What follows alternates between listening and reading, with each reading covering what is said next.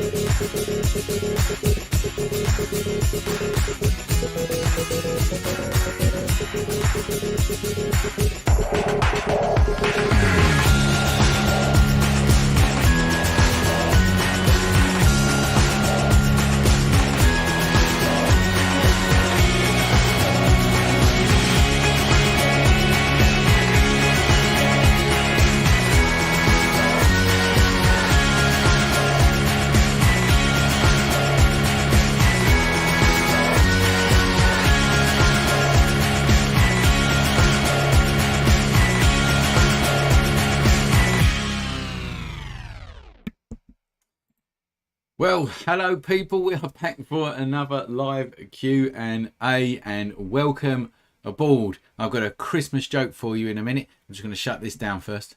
There we go. So that's shut down. I'm just making sure that we're all working. So there's loads of people already here. And it's good to see you all. And we've got Paula Oakes from the USA, New Jersey in the USA there.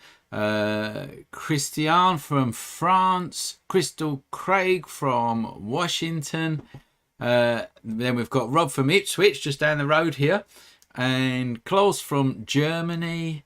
We've got Sally from Benfleet. That's where we used to be. That was our last office was in Benfleet there in Essex. Yeah, so loads of people are in. It looks like there's people in the house and this is working. Darren Leonard's here. Hello Darren. Good to see you in here in the house. Yeah, good. Whack in them comments there. You know where you're from and what time it is wherever you are, right? And while you're doing that, I've got a Christmas joke. You ready for this?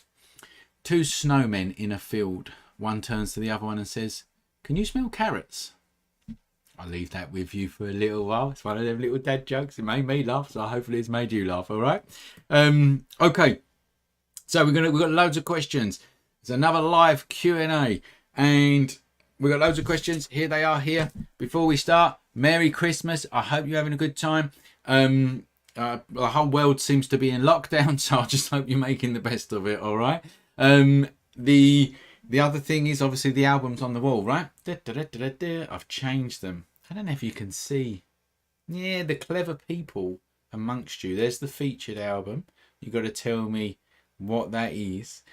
I think only people from the UK will probably know what that one is. And then up there I've got my featured artist.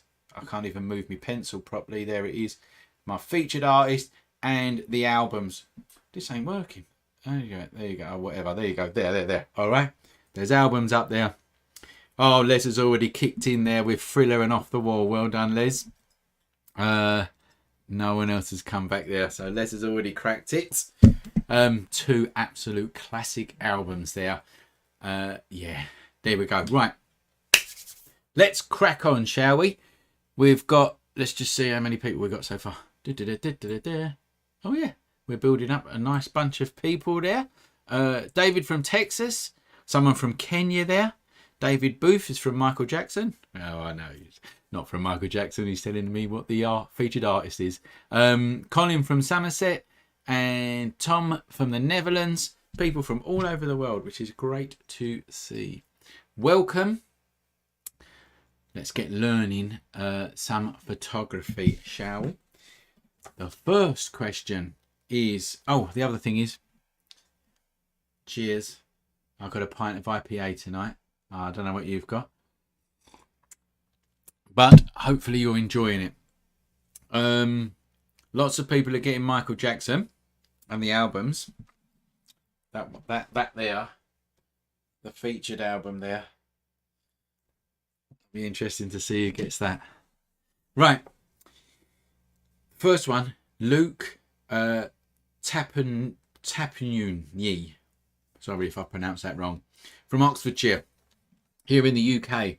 He says, with used cameras, if you could get a mint older model, e.g. a 5D Mark III, or a more well-used with a higher shutter count and a bit scuffed up 5D Mark IV, which would you be most likely to upgrade to, assuming the price was similar? I thought this was a really good question, actually. So we're coming straight out of the traps there with Luke's really good question. If other people have got experience now, whatever you think, whack it in the comments here for Luke. I don't know if he's in the house. I did see a Luke somewhere. Anyway, put the comments in there for Luke. I'm going to give you my opinion in a minute. So look, basically what he's saying is he's got the option of buying a second-hand camera, a Canon 5D Mark III, a low shutter count, well looked after version, or for the same price, a 5D Mark IV with a higher shutter count and it's been bashed about a bit, right? That's the long and short of it. And I think he's saying to me, which one would I buy out of them two, right? He also says about the shutter count. Should he be concerned about shutter count? Yes, shutter count. You should be concerned about it. It is like he says here as well. It's like mileage on a car. You know, the higher the mileage, you tend to stay away from that car. So the shutter count is important, and you should take note of it. Now, when it comes to these two here, I don't know what you're going to do with the pictures. There is a lot of differences between the 3 and the 4, but they're both bloody good cameras. All right, so if it is just photography that you are going to do, the Mark III will serve you well. The main difference is that the Mark III is a 23 megapixel camera. The Mark IV is a 30 megapixel camera. Now that extra 7 megapixels, that's 7 million pixels more with the Mark IV. That does go a long way if you're printing big or you're zooming in and doing fine retouching. Okay, so that extra megapixel does go a long way. So you've got to think to yourself, you know, what you're going to do with these pictures. So I'm assuming that you are, you know, a beginner-ish in photography. You've been doing it a little while and you're looking to upgrade. If that's the case, the Mark III is probably going to do you well. The one that's been less bashed around with a lower shutter count is probably the one that I would go for out of them two, because I know that the Mark III is an absolutely blinding camera anyway. That is my opinion. What do other people think? Whack it in there. There's it's a bit of a difference of opinion here. We've got a couple of people are saying the same as me, and someone else is saying the Mark IV. Yeah, it's a hard one, mate, but there you go. That is my my advice. I'm seeing if anyone's got the featured album yet. James from Colchester, just down the road. Whee! And then right underneath James is it's a website name. Sorry about that. Arden Photography or something. RS Dunn Photography. Yeah, RS Dunn Photography. Right underneath James from Colchester is RN Dunn Photography from San Diego. You couldn't get like from the other part of the planet. All right, so this is why I love doing these live Q&As, because there's people all over the world. David Booth has got it. Now that's what I call music. Ta-da! Did they get that in the USA? I don't know if they get it. In the UK, we get this album. It's quite famous. It's a mixture of songs on it. Cheesy songs, pop songs, really. But that is the very first. Now that's what I call music. A really good condition one, actually, and it's worth a few quid. That's why I put it up there. And for a bonus question, what's the first song? What's the first song on that album? I think I know it, but I might be wrong. I haven't looked it up. I think I know what it is. Anyway, there you go. Right, so that's that. You've heard me Christmas joke. You've guessed the albums. We've had our first question. We're flying now. Okay. The next question comes from India, from James Underhill in India. He says, quite simply, which cameras is the best to start with for beginners? That's a question that I probably get. I'll get asked that at least once a week. That's why I've recently made a blog and a video which is going to come out in the new year or the end of this month, and I'm going to come over to it just to show you, and I'm going to give you my opinions, guys. All right. Hang on a minute. Sorry. Let's get this up. There it is. There it is. So this is live on my website. It's under the blog section. If you go to blog, it's under there, or you can just type in the search bar there, beginners cameras or something, best beginners photography, and it will come up. But so I've wrote this blog and made a video on this particular subject, right? I've picked three cameras for beginners, and these are them. And I tell you what, I'd be interested to know, because I know that there's a few people that follow me. Hey, there we go. Jordan Ellis has only got it. Phil Collins, You Can't Hurry Love. Yes, I actually think it's Genesis, not Phil Collins. I think someone can Google that while I'm doing this. I think Genesis is the number one, but I can accept Phil Collins. We can accept that, can't we? Right? Well done, Jordan. Now, what was I saying? Oh yeah, that's it with the beginners. Oh yeah, that's it. So there's people that watch this that that have been doing photography for a while, and they may well agree with me here, or they may have some other suggestions. And if you do, obviously put it in the comments. But here's the blog that I made, and when it comes to cameras, I chose free for my blog. I kept them low cost, you know, around about the £400 mark. The first one, the Canon EOS 2000D, is called the Rebel T7 out in America.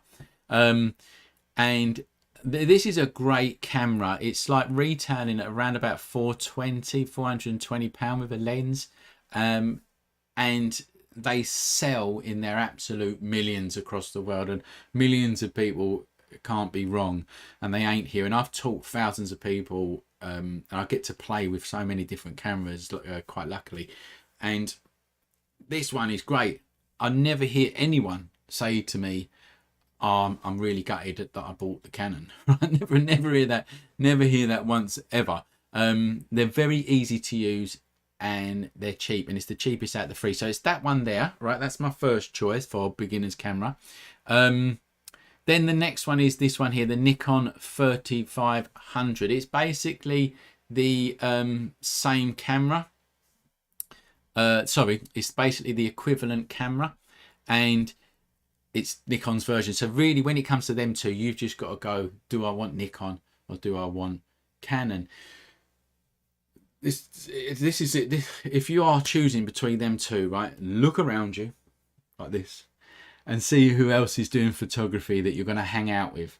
Have they got a Canon or have they got a Nikon? And that should swing you into what one to buy, because if someone else has got Nikons, then it's going to be easier for you to sort of work with them.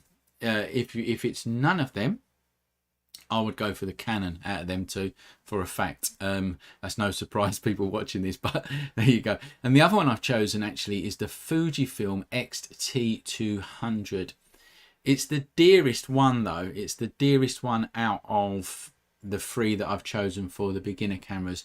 It's the mirrorless one as well, so it's smaller, more compact, and that they all do the same thing, but that would be an alternative. So for me, it's Canon, Nikon or Fuji, and they're the three brands that I would go for. Now if I had to choose out of all of them three, if it was me that was starting up, I would definitely go for this one here, the Canon EOS 2000D. I personally think that that's probably the best bang for your buck if you are a beginner. Okay, that's my answer to you, James, there in India.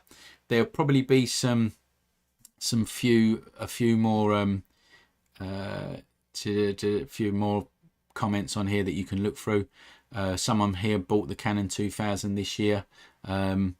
Jordan Ellis has just confirmed it's Phil Collins, not Genesis. All right, Phil, I'll trust you. I ain't got the time to look, but I do know it's got Genesis written right there. I can see it, but I'll trust you. And Canon, Leslie's saying that Canon have great lenses, but there you go. That's my opinion for the beginners equipment. Don't forget, you can read that, and the video's coming out at the end of this month, but the blog's there for you to read if you need to. The next one is from Samar in Egypt, and I'm just going to take a sip of this first of all. Oh, the other thing to realise, I do say this every video. There's a 30-second delay from when you hear my voice, for when you type in and I actually see it there. So just be aware of that. I don't see things instantly. There's a 30-second delay. The other thing, while we are here, press the like button, please. It really helps out. It really helps out on the YouTube videos. Press the like button while I'm talking about it, and while you remember, and subscribe to the channel if you haven't done so already, and hit that bell button. If you don't hit the bell button, you don't hear from us ever again, and it's just a YouTube thing. I don't know why they have it, but they do. You have to hit the bell button, otherwise you don't hear from me. Right, thanks for that. Now let's move on to the next one. Samar in Egypt. Does black and white photography give this sense of tragedy and mysterious? I don't know if a black and white photographer freezing himself in such... I don't know if a black and white photographer freezing... I don't understand that bit. or must you take both in black and white and color? So basically he's saying, oh, I see what he's saying. Why should you limit yourself to black and white in camera? Okay. So the basic gist of this question is, does black and white photography really give a sense of tragedy and, you know, mysterious in the shot? And he doesn't understand why a photographer would choose black and white as they're shooting and not color. Well, you don't need to shoot in black and white. So cameras come with color profile. What do you call it? You know, them the scenery settings and stuff like that, and one of them's black and white. Well, just avoid doing that, because you can do it so easily in Lightroom. Let's go over and have a look, shall we? Let's go over into Lightroom and I'll show you just how easy it is. So here's a picture. I want to turn it black and white. Bang, I've turned it black and white. Okay, that is how easy it is, right? So you don't need to do it in camera. Don't even worry about doing it in camera. I'm going to go back to color here. And let's go back to camera. So that's one of your questions answers. Just shoot in color, change it black and white later in post-processing. That's my advice. What was the other question? Oh yeah, does black and white give that sense of, you know, tragedy and mysteriousness? Well, yeah, of course it does, but it doesn't, not all the time. Your job as a photographer is to create a picture and enhance a feeling within that picture. So if it is a moody portrait or tragedy or whatever, or mysterious, then black and white would probably suit it. But black and white also suits serene scenes, you know, as well. So yeah, it's not just made for that type of feeling, you know, tragedy and stuff like that. It's just, you've got to be creative, you know. This is what makes you and your style. So hopefully that's answered your question there. Some people are asking about the Fuji X-T30. Never used it, but I know it's a good camera. If other people have obviously answered the questions there. Yeah, don't forget I'm 30 seconds behind here as well. The next one, another one from India here, from Balmil Patak. Again, if I've pronounced that wrong, I do apologize. He says, I'm looking for an upgrade for my Canon 80D. Is the 5D a good choice? The 5D seems to be quite a theme here at the minute. Yes, of course it is. The Canon 5D is a blinding camera workhorse. I've got one, used it for years, and I can't speak highly enough for them. They are big, they are heavy. Thinking, when I bought my 5D, my Mark IV, when it first came out, all cameras of that caliber were big and heavy. Well, these days there's mirrorless versions, and the crop sensor cameras and all have come on so far. So there are others that are a good choice if you want smaller, but the 5D Mark IV is an absolutely blinding camera. Now you need to remember that if you're going from the 80D to the 5D, you're going from a crop sensor camera to a full frame camera, and some of your lenses will not work on the 5D Mark IV. If they say EFS on them, they won't work on the Mark IV. So the 5D Mark IV only has EF lenses, they're called, the full frame lenses. Be aware of that. You will have to not only sell your 80D, but sell your EFS lenses as well. Hopefully that's answered that question for you. Now, the next question is from the USA, from Yocasta Custodio. I don't know. Anyway, it says here, I'm sorry if I pronounce that wrong again, by the way. How to get inspired when you can't, when you cannot get any, right? Basically, is what's saying. How do you get inspired? December has not started great. Always find a way to take some pictures, but this month have been very unstable. He's got a new job and he wants to take pictures, but he's not feeling like it. You know the feeling. I know the feeling. We've all been there. You can put your experiences in here. I think what he's saying is, when you can't be bothered and you're uninspired, how do you push yourself to go out there? Other people, put your comments in as well, and I'll tell you my feelings on that. it happens to all of us, and it happens all of the time, particularly now when, you know, you're not allowed to do anything, right?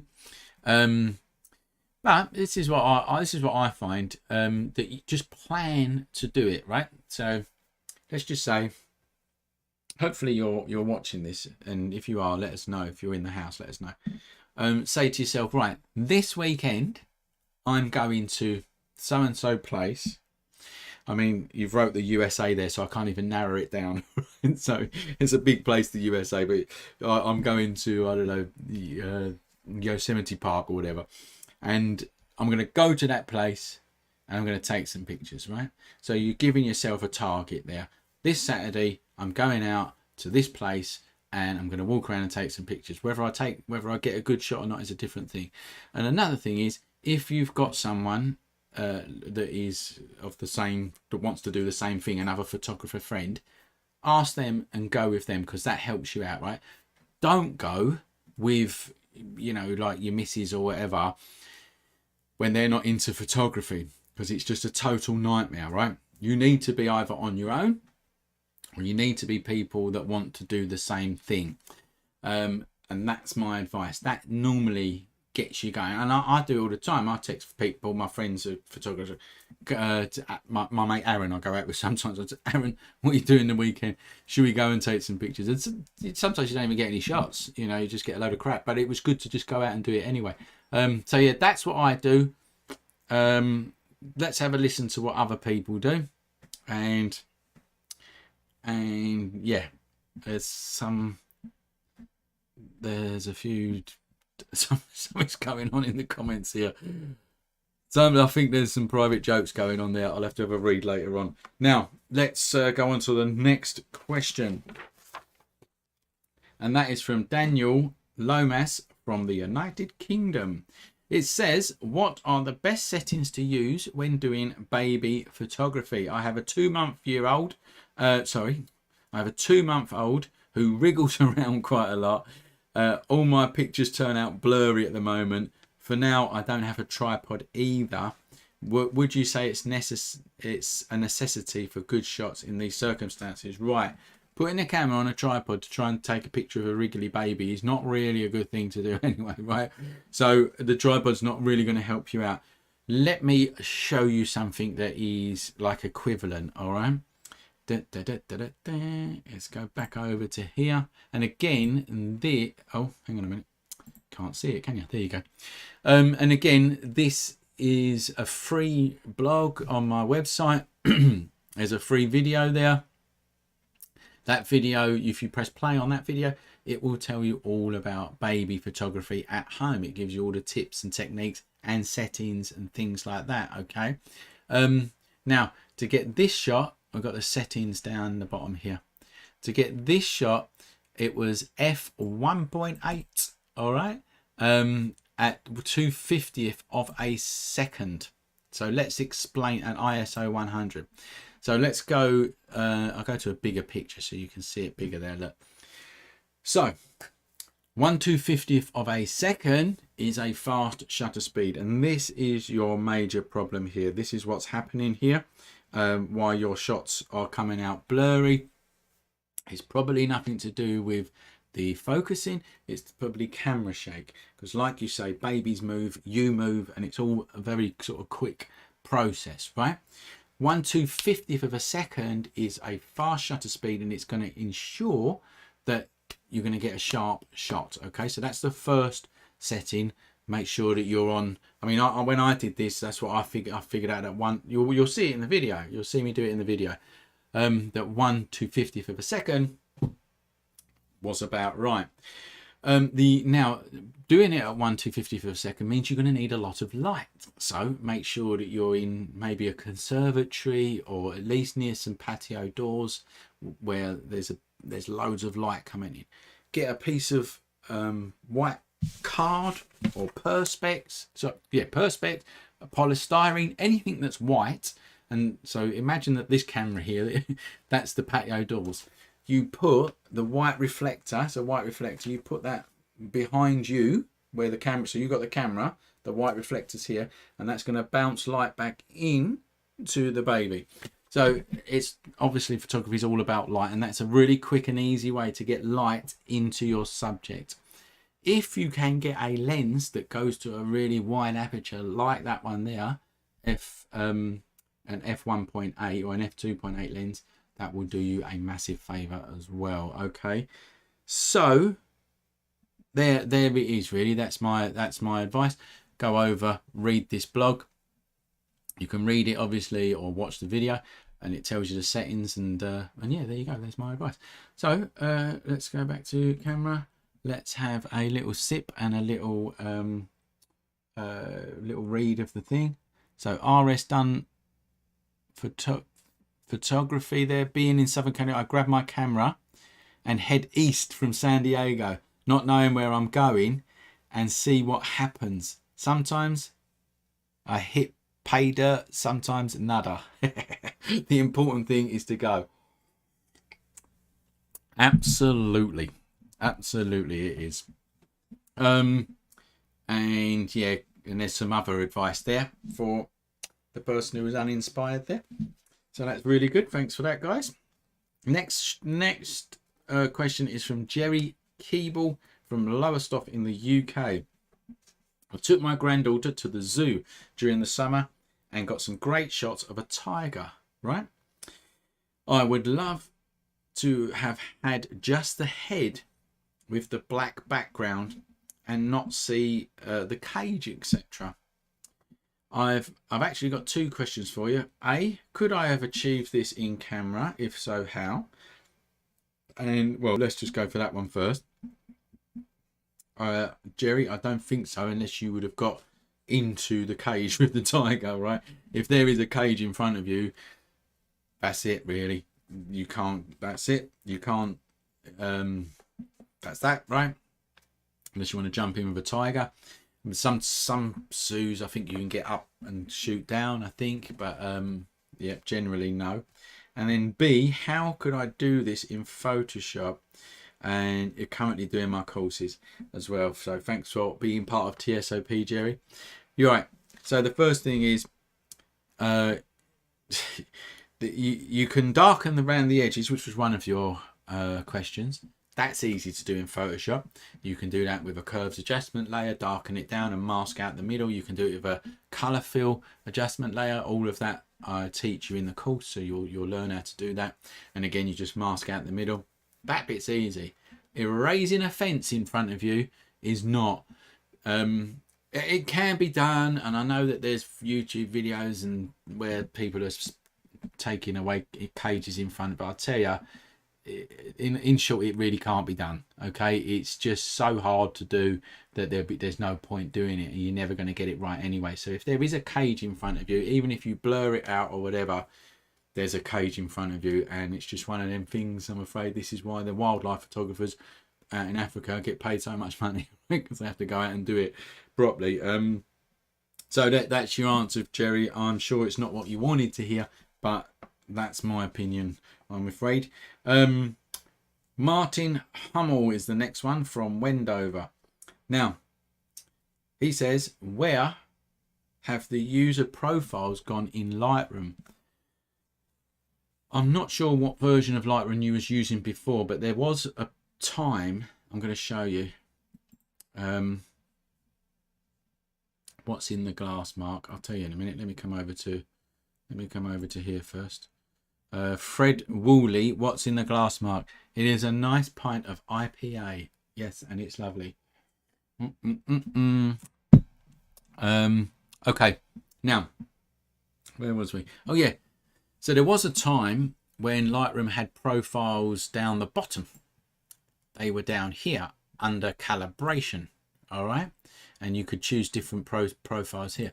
Well, they changed that now, and it is up here. So I hope that this is the answer to your question, which is a very simple question. Where have the user profiles gone in Lightroom? Here it says profile. You can click on that, and you can just choose the basic ones that it has there. This is a P. Let's go to a DNG. The DNG, that'd be better. So I can click on that, and you've got landscape, portrait, and the normal ones. and then there's this little button here with the 4 squares. If you click on that, it gives you a load more profiles. All right, there's creative ones as well. There's Adobe Camera Raw ones, and if I hover over, I think that might change. Yeah, you can see it changes. Look, so there's some profiles there, and then they've got some creative ones down here as well, like vintage. Look, vintage 4. I never use them, to be honest with you, but they can come in handy for things. Anyway, that is where the profiles have gone. And let's close that, and then we can go back to the picture. Simple as that. Simple question, simple answer. Let's go back to camera. Emily Mahoney in Hertfordshire. What's the most effective way of achieving a black background for portrait photography? Absolute nightmare for beginners, I know. And a white background, creating a jet black background and creating a pure white background. I get loads of questions on that. Is it backdrop and editing, or is it all editing in Photoshop? Do you know what? It's done in camera, as a matter of fact, Emily. Surprisingly enough, we do still do things in camera, and it's much better to do things in camera. Let's go over to Lightroom here and show you what I mean. Here's a shot that I took recently, as a matter of fact, for a video that's coming up. And I changed it black and white, actually, but for this, to show you, I wanted to show you the original color version. This is out of camera. Okay, there's look, there is a little bit of processing. You can see there's a little bit of processing done, but I'll just scroll down quickly. Look, all I've done is pull down the shadows. That's all I've done. Okay, and that is an absolutely jet black background, and it's all done in camera. And the basic gist of it is to control light. So it sounds so obvious, but it's not obvious if you've never done it before, right? You've got to control the light. Not only control light on the model, but you've got to control light on the background as well. You think of studio lighting, you think of it in zones, all right? So you've got your zone where the model is, and you've got your zone where the background is, and there could well be other areas in your studio setup where you're going to have other zones, if you like, that you need to light. And everything excuse me, everything needs to be balanced correctly, and then there is very little post-processing to do. I mean, one of the beauties of studio photography is there is little post-processing, because you control it all via light in the studio. There's a lot more control that you've got, so you don't really need to do much post-processing. And Emily, here, this is my sales pitch, okay? This is my sales pitch now. There's a whole course on it over on the schoolofphotography.com. Watch this free preview. It's free. Go and press play, watch it, and you'll see, you know, and then you can sign on to the course. It's as simple as that.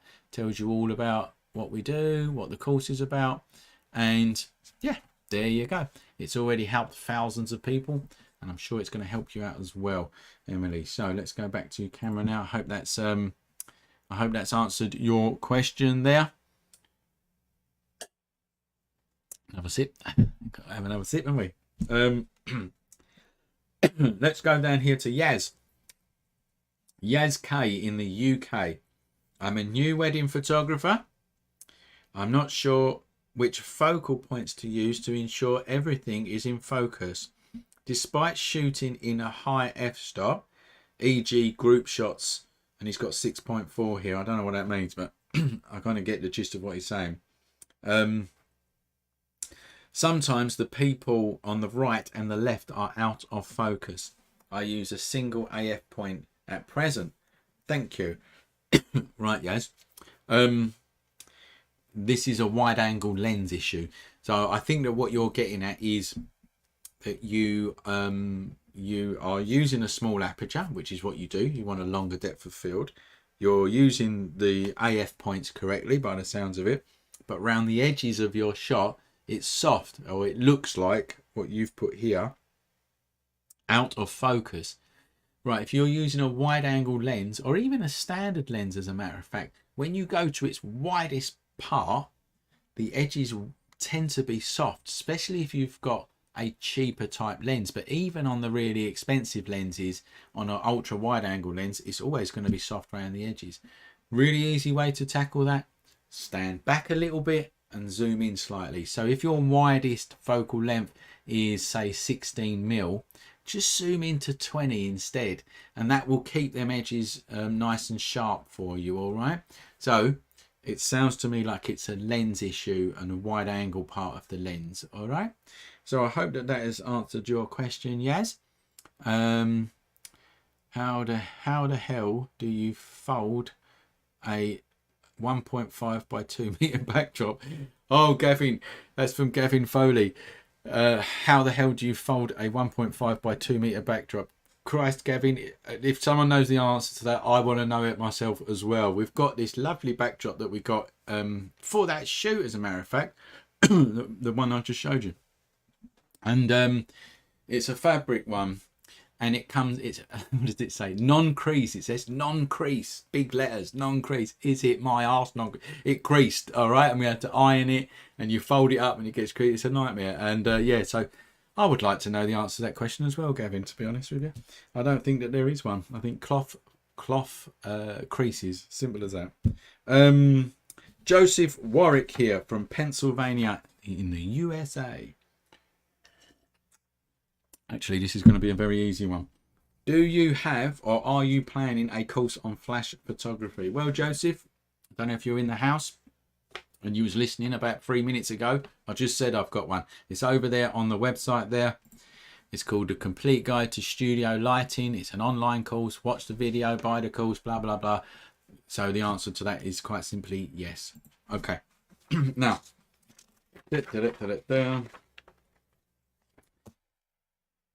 Ken Barrett in Norfolk. I have been playing around with Lightroom for years. Is there a way of archiving the image that I have in there and starting again following your tutorial? Yes, there is, Ken. And it's actually explained in the Getting Organised lesson. So, yeah, I don't really have to answer it here because just watch that lesson. The first 3 lessons is all about getting started and getting organised in Lightroom. Quite simply, Ken, as long as they're in Lightroom already, then you can move them around within Lightroom. So you'd create a new folder called Archive, and you'd move all of them photos in Lightroom. You drag and drop them into that archive file, and that's it, really. That is it. It's as simple as that. But it's all explained in that course. So go and do that, and you'll know. The next one, Harry Mills here. The last time I tried to iron mine, it melted. That's for the backdrop. I know they are a nightmare, but there is, the thing is, I prefer paper roll backdrops, and I always use paper roll backdrops, and I advise that you get them. But every now and again, they get the cloth ones have got a lovely texture to them. I'll tell you what, if there's someone out there, here's an idea for you. Make a paper roll textured background and you would earn a fortune, all right? But if you want a textured background, you know, the ones that go a bit blurry and they look nice, and it's normally fabric, and yeah, you do have to iron them, and I suppose they can melt, and you do have to fold them up, and they're an absolute nightmare. Roll onto a plastic tube. A length of plastic waste pipe should do it. Very good idea, Andrew. The only thing is, I'm thinking with that is you'd have to have, my one was 3 meters long.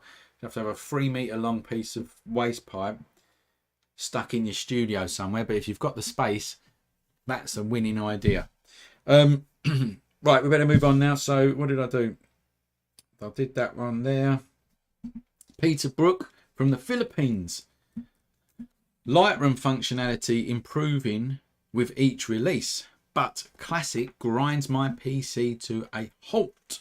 Using the mobile apps, it's a much smoother and quicker experience on the iPad, but file management is not the same level yet. And it goes on a bit, but basically he's saying that Lightroom Classic is grinding to a halt and it's slow, but Lightroom CC on the mobile is lovely and smooth, and it runs lovely. But as you know, people that know Lightroom, the Lightroom CC is very limited. You know, it's not like the classic one is the best one to use. That's the one that you use mainly. Anyway, the short answer to that, Peter, is this sounds like a computer issue, because I've got Lightroom running on a few different computers. One at home here, obviously, one at the studio. Some are old, some are new, and Lightroom runs fine. The new Lightroom, they run fine. I mean, put your experience, other people in here. I don't seem to have a problem with it. If you can run Photoshop, you can run Lightroom. It's smooth. So I just think it's a computer problem that you've got there, and you might need to, I don't know, clear some programs or do something, because Lightroom does run quite smoothly, even on older computers. So yeah, that's the answer to that. And he asked the second question here: what tasks are better handled by Photoshop versus Lightroom Classic in your view? I've done it. Yeah, let's go over to here and I will show you. So over here, again, it's a question that I get asked a lot, so I wrote a blog on it basically, and I made a video on it, and you are free to go and watch it. All right, it's called Lightroom or Photoshop. Why you need to use both? Okay. So here's an original raw file, here's the Lightroom edit, and here's the Photoshop edit. Now it depends, obviously, if you're watching this on a mobile phone, you're not going to see the benefit of these pictures, but I do recommend that you go and look at this on the website to see the difference. But basically that's the raw file, and in the Lightroom edit, a lot more contrast, a lot more richness of color and things like that. And then the Photoshop version, the eyes have been brightened, the lips, there's some lipstick been added, the skin's been smoothed down, there is a bit of dress that's been moved around. You can see that the burnt out light in the background is no longer burnt out. So Lightroom enhances the truth, and Photoshop tells the lie. All right. So here you've got, again, this is a landscape example. The original raw file looks quite dull. The Lightroom edit, you brighten it up, you add them colors in and whatever else. And then the Photoshop edit here, the bridge has been totally removed. You can't do that in Photoshop, right? Now, there you go. Watch this video and you will get much more of an answer. But basically, Lightroom enhances the truth, Photoshop tells the lie. All right. There you go. That's that. Let's go on to the next one, which is Stephen Docker here from Devon. Good question, this one. Why is using manual mode the holy grail of photography? Aperture and shutter speed priority allows for enormous latitude alongside post-processing of raw files where most exposure mistakes can be addressed. Okay, Stephen, I don't know who told you that manual was the holy grail. It's not the holy grail. It's whatever suits the situation.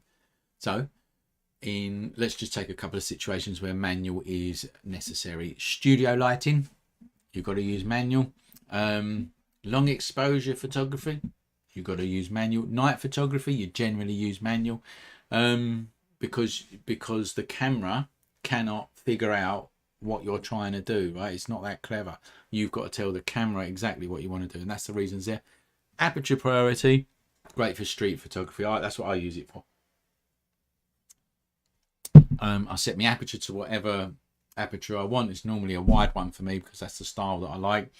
Obviously you need to make sure you've got enough light, and then you can shoot away and it will choose the shutter speed for you. All you need to do in that situation is just make sure that the shutter speed don't go below, say, 125th of a second. You could take the same scenario and use shutter speed priority as well. So you could do street photography, set the shutter speed to 125th of a second, and let the camera do the rest. And you know, there's lots of other scenarios as well that I use shutter speed or aperture priority in portraits as well. Portraits, if I'm outside doing a portrait shoot, if there's enough light, I'll use aperture priority, because just like you say there, it gives you much more scope to be moving around. You ain't worrying about settings. You just know that you've got a shallow depth of field. You know, you might have chosen f2.8 or whatever. So yeah, there you go, Stephen. Whoever told you that manual mode is the holy grail, go up to them and slap them in the face. Okay, let's go on to the next one. Patrick James Cole in Berlin. Here we go. Whilst viewing my photos on my camera, sure, I'm not trying to drink this really fast. I've got a bit of a, as I've been talking, I've got a bit of a bloody croaky throat. Right. Whilst viewing photos on my camera LCD, Nikon D7800, the white lighted areas are blinking continuously. People are now thinking, oh, that's happened to me. The amount of times I get asked this one. The white lighted areas are turning black again and then changing to white. This does not happen all of the time. Is it overexposed? Right, firstly, Patrick, get a pen and a piece of paper. It's called white clipping. Look in your manual and find it, and you'll be able to turn it off on the Nikon. You know, you've been pressing buttons. I know exactly what you've been doing. You've been pressing all sorts of buttons, and now this happens, right? It's not a big deal. You use white clipping to check that your pictures are fully exposed, so that you've got no burnt out areas, basically. So let's say you're shooting a landscape and you want to check that the sky has got detail within the whole sky. You could turn white clipping on and it will flash, like what you say, it will flash black and white in areas that have got no detail. Okay, that's basically what it's for. Now, as a beginner photographer and a learning photographer, I would turn them off because it confuses you, obviously, like we've got here. The fact of the matter is, you might take a picture with a white wall, right? That white wall is going to blink because it's white. The camera's saying to you, oh, there's no detail in this white wall. Well, I know it's a white wall. It's saying there's no detail here. And when you kind of want to say, well, I know that because it's a plain white wall with the sun hitting it. Okay, so it doesn't mean that you've got a bad photograph. It's just telling you areas within the picture that haven't got any detail. So there you go. I don't use them at all, but I do look at the histogram. The histogram is a very good indication. Let's go and show you that, as a matter of fact. Let's go over to Lightroom here. See the histogram here. Actually, do you know what? This is a really good example. Look, straight away. Right. This is it's got a lot of black in the picture. Therefore, the histogram doesn't look good. Let's go to another picture, actually. Let's go to this one here. Right, that's what a histogram should look like. It should have a lot of detail within the midsection and across the whole scene, as a matter of fact, like this one does here.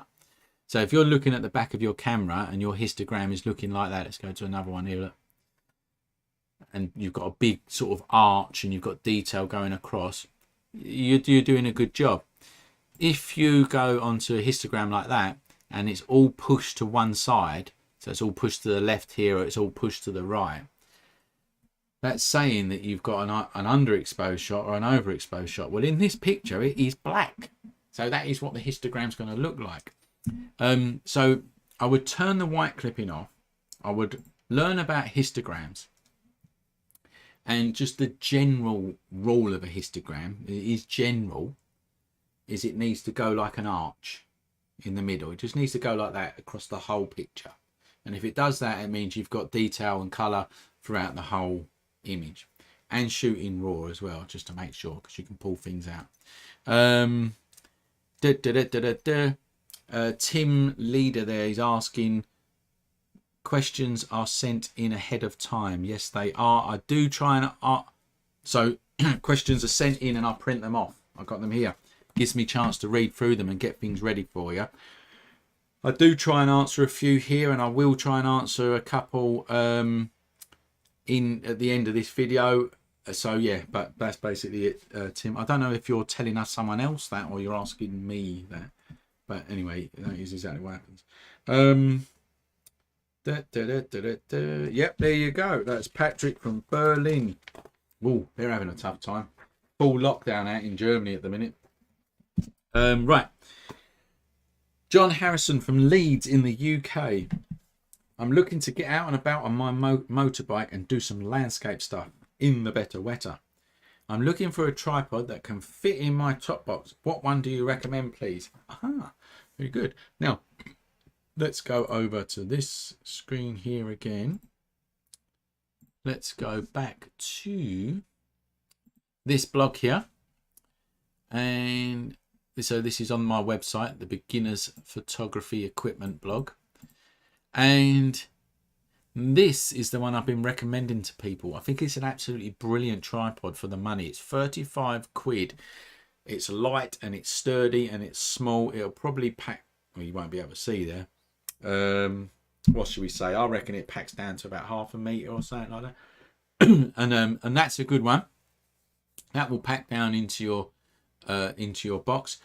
Obviously, you've got the Manfrotto ones as well. I've got one behind me here. It's a Manfrotto B3, and yeah, I see a model number on it. It's a Manfrotto B3, and that's a lovely tripod, but it's a bit small. It won't take a 5D. It'll be if you've got a Canon 5D with a big lens, but it will take like the Fuji's or the crop sensor cameras. So you could get one of them, but that one is bloody dear. Okay, the Manfrotto is dear. The Velborn one here is not that dear. So I hope that answers your question. Now I'm gonna answer one more on my list, and then I'm gonna look through these comments and see if I can answer some more questions of people that are putting them in now. So if you have got any questions, whack them in the comments now. Remember, I'm 30 seconds behind you. And the next one is, oh, let's come back to me first. Oh, lots of people online tonight. Thanks for just before, yeah, lots of people there. Look, I really do appreciate you watching, because sometimes you sit here and you think, who's going to bother watching me when EastEnders is on or whatever's on the telly, right? But a lot of you do, and I really get quite flattered by it, to be honest with you. So thanks for watching. I do appreciate that you be here for me once a month, and we have a drink and we have a bit of a laugh. Okay, the next one comes from New Zealand, Raymond Mika. He says, hi there, I have a Canon EOS 600D camera. The best lens I have is a 50mm f1.8. Brilliant lens, and I have 2 other kit lenses. Is it necessary to buy an expensive body or just upgrade to better lenses like the 24-70 f4 or the f2.8 one? That's a dear one. Or the 70-200 f2.8, bloody another really dear one, for better quality images in the pixels task. So I think your basic question is there, body or lenses. All right, body or lenses. Now, of course, if you had a carte blanche, like loads of money, you'd go for both. But to answer your question, the lenses would get you a better picture straight away. Right? It's as simple as that. The problem is the EOS 600D is a great camera, but I think it's, I'm not 100% sure on this. I think it's 18 megapixel. Someone can correct me there. The 600D, EOS 600D. And that's okay if you're doing stuff for websites and, I don't know, prints, like A4 prints about that size or whatever. And you would get A3 prints out of that. Yeah, you would easily get A3 prints out of that. But then if you're trying to zoom in, crop in, retouch and all of that, you might have trouble. So you've got to think to yourself this, right? If it's just for the web and websites and small prints, get the lenses. Get the lenses, because they will get you a better picture instantly. Yeah, whereas another body with the same old lenses will just be getting you the same pictures. I hope that's making sense. You get what I mean, don't you? So if you've got like a better body and use them same kit lenses on it, you're going to get the same types of pictures, to be fair. The lens with these wider apertures and that clearer glass, you'll notice it straight away. You would definitely notice it straight away. So yeah, that's my answer to you there. If you're not going to be printing big and retouching that much and it's just going to be for screen, invest in them lenses first. They'll do you a right favour. Plus the lenses that you have suggested here, they're EF lenses, which means that you can use them on the 600D, and then when you do start upgrade, you can upgrade to another crop sensor body or a full frame, and you'll be able to use the same lenses as well. So yeah, it's a good idea what you've got there, Raymond, and yeah, crack on with that. Right, let's have a look in the comments to see what is going on. Right. Oh yes, the Ben. So Sharon Honey is recommending the Benro carbon fiber tripod with a ball head. Yes, that won't be cheap. I know that one, but they are good. The Benro tripods are good. I had one of them in the past as well. There's a few more people here. Thanks, Tim. We never miss the live videos. Great, thanks a lot. And there's a few more tripod. There's a few more tripod things with the Canon. Would you buy with or without Canon log? What is the difference? Jordan, let's go for that one. Jordan Ellis, with the Canon D Mark IV, would you buy it with or without the Canon log? What is the difference? I've got to be honest with you, Jordan. Are you talking about the log profile in filming? Because I've not heard of that before. But what I do know with the Mark IV is it's not an ideal camera for filming if you're just doing YouTube, maybe like wedding videos and the stuff that we do, like the courses and stuff like that, because it films at 1080 really well. I mean, it is brilliant at filming at 1080, and you don't need to use log for that. The color profiles that it's got are just superb. There's loads of detail in there, and it's better than my I've got the XT4, which is like the flagship for filming these days, but it's better at 1080 on that. When it comes to 4K, Canon don't have a middle range. They just do 4K like cinema quality, and the file size is massive. You can't work with it. You can't work with it unless you are a filmmaker and you've got all the stuff to work. And what I mean making a film. I don't mean like making videos for YouTube or courses. So yeah, it's not an ideal camera for the general type of filming, shall we say. It is for 1080, but if you want to go 4K, then it just films at really high bit rate and the file size is massive, and it's just not practical, basically. There you go. I don't know if that's answered your question. I hope it has. I'm going to try and answer another one. Oh, George Pollock, here's a good one. Hi, Mark. I have created a black and white preset thanks to the course. Well, thanks, George. Glad to have you on board. How do I share this with someone else? I will show you. So this is a good one. How to export a preset. Let's go to another picture just for a change now. Let's go to this one here. Right, here we go. So just checking that we're all there we go, like that. Okay, so here is a picture and I've created all of these settings on this picture. Now, what if I wanted to share that with someone else, just like what Jules just says there? Very, very easy.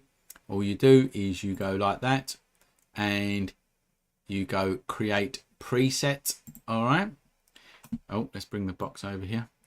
You would name that preset and you would save whatever settings that you want. So generally you would check all unless you cropped it.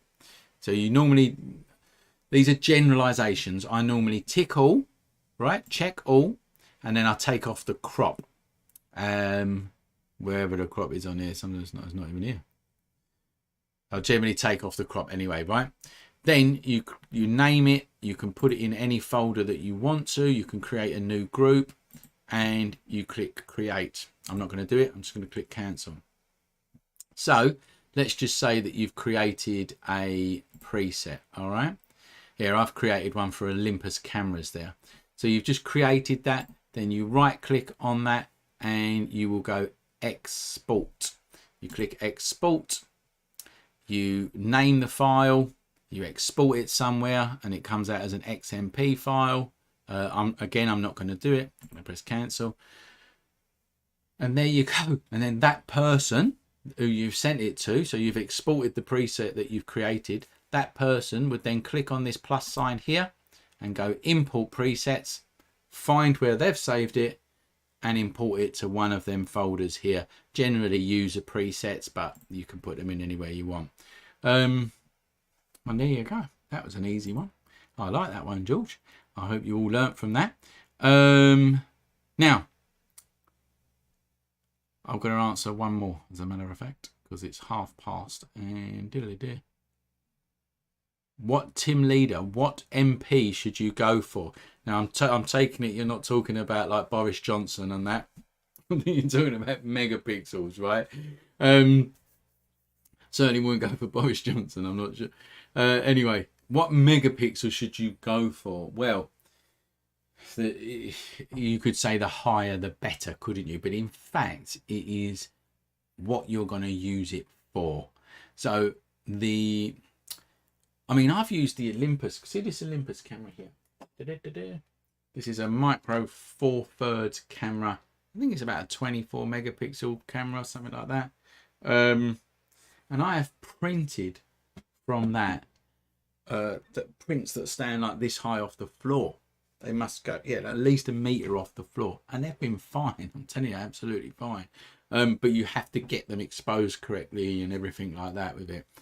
So, whereas if you had a full frame 30 megapixel, because it's not just to do with the amount of pixels, it's to do with the size of each pixel as well. This is why full frame cameras have generally got better quality. So if you did the same thing with a 30 megapixel full frame camera, you would be able to go even bigger and you'd see much more detail. All right. So it's really to do with purpose, the amount of megapixels that you want in your camera. Now, for most people, the crop sensor 24 megapixel cameras, which is what you're getting at these days, they're just brilliant. They are brilliant. I mean, I've been in this a long time. I remember when you used to get 6 megapixel cameras. They cost you over £1,000 for a 6 megapixels, and they were the best thing since sliced bread. Well, now you can get a 24 megapixel camera for 300, 400 quid. So you can work with them, and it's as simple as that. The bigger that you're going to print, the more detail that you need to see, the more pixels that you're going to want. When I say details that you need to see, I mean like if you are doing portraiture and you want to retouch portraits, a lot of pixels are gonna help you out. All right. If you're doing street photography and things like that, it's not going to be that important. I hope that's answered your question. Now, this is what I need you to do before anyone goes anywhere. Press that like button and subscribe, and you've got to hit that bell, because it really helps you out. So if I've helped you out and entertained you in some way, help me out. You've got to hit that like button. YouTube are doing some weird, well, they always do weird stuff. They change their algorithms every 5 minutes. But if you're subscribed, it's not good enough anymore. You've got to press the bell button. So if you like and press that bell button, that would be fantastic. I would really, really appreciate it. Let's just read a couple more comments. Yes, tell us what you think. I hope you like the the show here, and tell us what you think in the comments.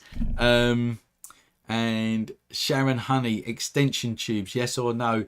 Sharon, I have actually got this here, and I didn't get around to answering your question.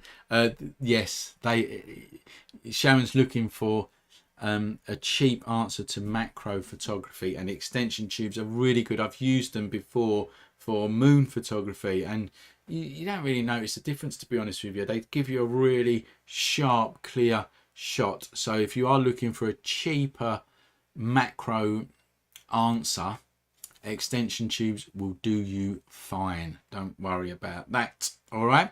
That was lucky I saw that, wasn't it? There you go. Now, that's me done. All right. I'm going to go and watch the rest of the Queen's Gambit. If you haven't watched that, my God, it is absolutely brilliant. I'm about 3 episodes in and I'm gripped. So I'm going to finish my beer. I'm going to watch the Queen's Gambit, and I'm going to wish you guys an absolutely Merry Christmas. It's a really, really bad situation that we're all in. We can't go and see our family, which sometimes I think that's a bit of a benefit. Unless you don't have to speak to people that you don't want to speak to. You know what it's like on Christmas when everyone argues. Sometimes I think this might be a refreshing change. You know, we can sit there. I can watch whatever I want on the telly because no one's going to be round doing me head in. And then I ain't got to argue with anyone. I can just be. I'm only joking. It's always good to be with family. So yeah, just I hope that you're doing well wherever you are.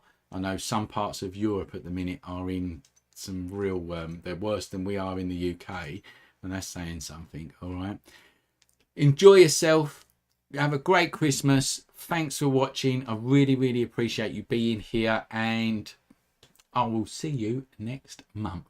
See you later. Bye.